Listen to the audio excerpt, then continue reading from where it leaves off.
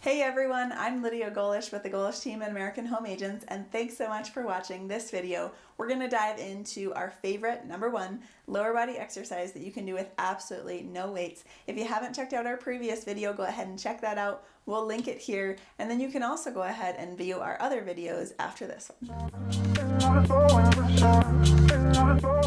Contact your physician and or fitness professional to make sure that you feel comfortable and can do these exercises very healthfully and safely. Squats are such a great lower body exercise because they activate virtually every muscle, hips and below. That includes the front of your legs or your quads, the back of legs, your hamstrings, your tush or your glutes, your calves, and even the inside and outside of your thighs. For the perfect squat position, we're going to start by standing nice and tall and placing our fingertips on our hip bones. From there, we're going to go ahead and make sure that our feet are underneath our hips so all our joints are aligned. Be sure to go ahead and activate that core. Tuck those hips under, squeeze those abs tight, and in this way, all of your muscles are taking the load, not your joint. Keeping your torso nice and tall, we're going to lower our hips like we're sitting in a chair.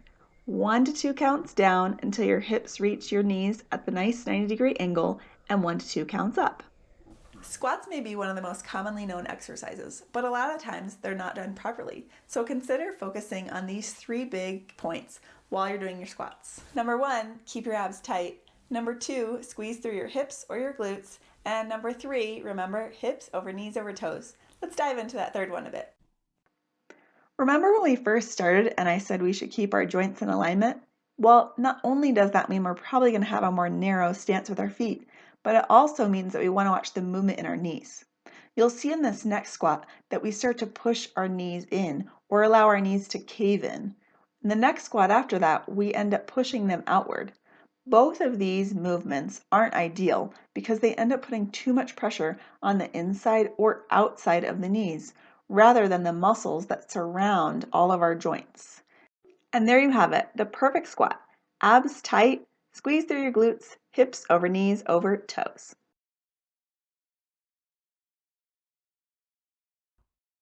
Modifications for this exercise can be going to a 45-degree instead of a 90-degree angle when it comes to the depth of your squat. This movement isn't the full movement, but it is great for those who feel more comfortable here.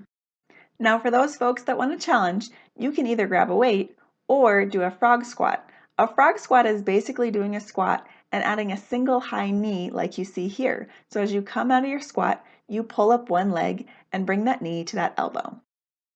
Let's not forget that squats are super functional, which means that you do them in your everyday life. So you don't have to be a marathoner to be good at squats. You could be your everyday athlete.